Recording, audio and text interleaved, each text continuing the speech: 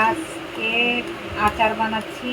এখানে দিলাম একটুখানি আদা, রসুন, হলদি, মরিচ, চিনি, নুন সব দিয়ে আমের সাথে মিশিয়ে নিলাম। সর্ষের তেল দেব, চুলাতে কোনো দিতে হবে না। সর্ষের তেল দেবো, সর্ষের তেলটা একটু বেশি করে দিতে হবে। তাহলে আচারটা ভালো থাকবে। রোদেও দিতে হবে না, রোদে দেওয়ারও ঝামেলা নাই। আর খারাপও হবে না, বাইরে রাখলে খারাপ হবে না। ভিনেগার আর বেশি করে দিতে হবে, সরিষার তেল। আর ঝাল টক মিষ্টি আপনাদের আন্দাজ মতো আপনারা দেবেন। ঝাল টক মিষ্টি আপনারা যেমন খাবেন তেমন দেবেন। কিন্তু ভিনেগার, সরষের তেলটা একটু বেশি করে দেবেন। আচারটা বাইরে থাকবে, আচারটা খারাপ হবে না। আচারটা খারাপ হবে না। এখানে আমি এটা ধুয়ে ভিনেগারটা দিলাম, আরও মশলাটা রইল।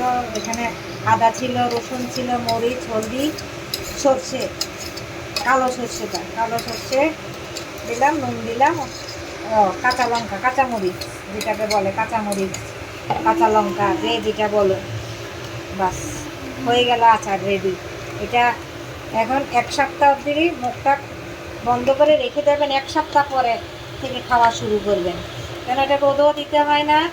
এটা এই আপনার ফ্রিজও রাখার কোনো ঝামেলা নাই, কোনো খারাপ হবে না। এটা যে কারণে ভিনেগারটা বেশি দিলাম আর সরষের তেলটা বেশি দিলাম, আচারটা খারাপ হবে না। এখন টক মিষ্টিটা আপনাদের, ঝালটা আপনাদের আন্দাজ মতো আপনারা বেশি করে দেবেন। আমি তো আদা, রসুন, হলদি, মরিচের গুঁড়া, কাটা মরিচ, কাটা পেঁয়াজ, তারপরে সর্ষে দিলাম, কালো সর্ষেটা দিলাম। এখন এটা আপনারা আপনাদের আন্দাজ মতো দেবেন। ভিনেগারটা বেশি করে দেবেন, সরষের তেলটা বেশি করে দেবেন। আচার এটা খারাপ হবে না। 1 সপ্তাহ পরে খাবেন। 1 সপ্তাহের ভিতরে ঢাকনাটা খুলবেন না। 1 সপ্তাহ অবধি ঢাকনা বন্ধ করে রেখে দেবেন। যদি রোদ থাকে রোদে দেবেন, না হয় রোদে না দিলেও কিছু হবে না। রোদ যদি থাকে রোদে দেবেন, আর রোদ না থাকলে কোনো অসুবিধা নেই। 1 সপ্তাহ ঢাকনা খুলবেন না।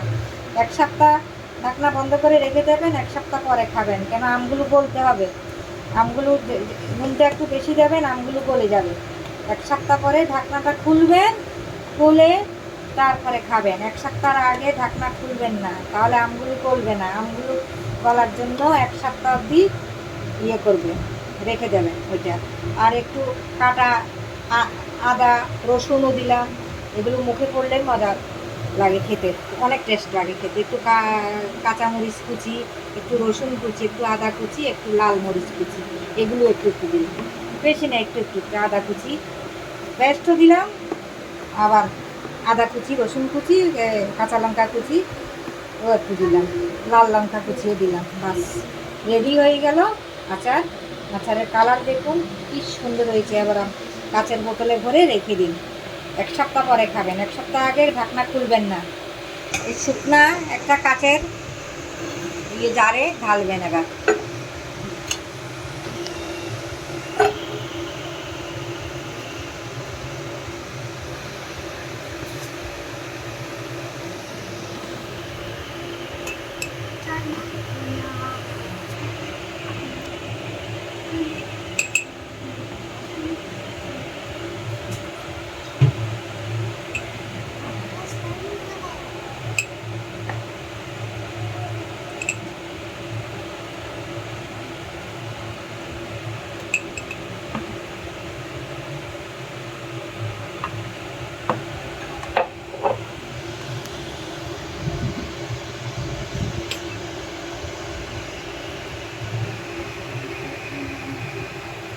এইভাবে কাঁচের জারে ঢালবেন।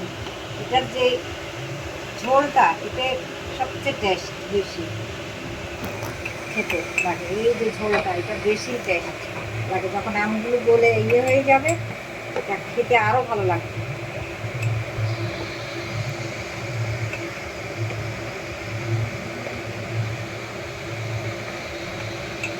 এইভাবে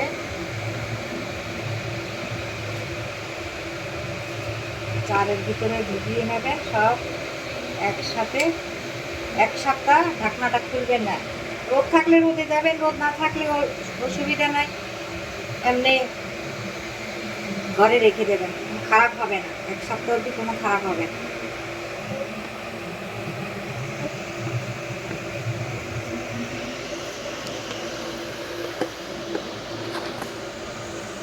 আমি আমের আটিগুলো দিয়ে দিয়েছি, কোনো অসুবিধা নাই, আটিও খেতে ভালো লাগে।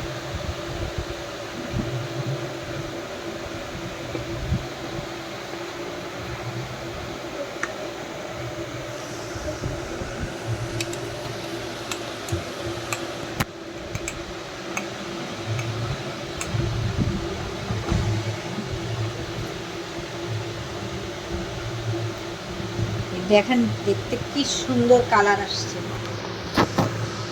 কি সুন্দর কালার আসছে, কি সুন্দর লাগছে দেখতে, খেতেও তেমন টেস্ট। একবার বানিয়ে খাবেন আপনারা, একদম ইজি, একদম ইজি। একবার বানিয়ে আপনারা খাবেন, একদম ইজি।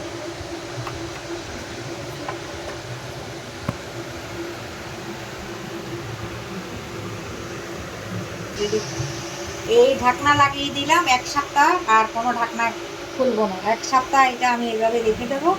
1 সপ্তাহ পরে আমি ঢাকনা খুলে খাবো। 1 সপ্তাহ হয়ে গেলে আমগুলো গলে যাবে। আমগুলো কেন, আমি চুলাতে রান্না করা হয়নি, এমনি মেখে মশলা মেখে করা হয়েছে, সেই জন্য আমগুলো গলার জন্য বেশি করে নুন, বেশি করে ভিনিগার দেবেন, তাহলে আমগুলো গলে যাবে।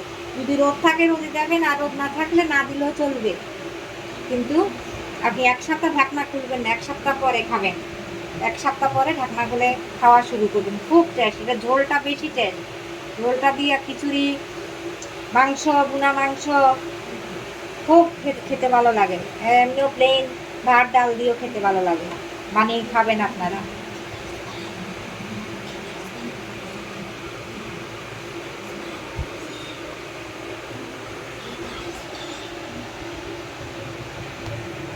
খেতে খুবই টেস্ট, বানিয়ে খাবেন আপনারা।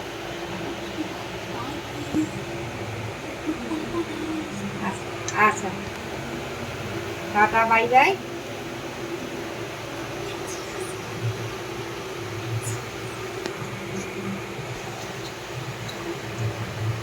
Okay, guys.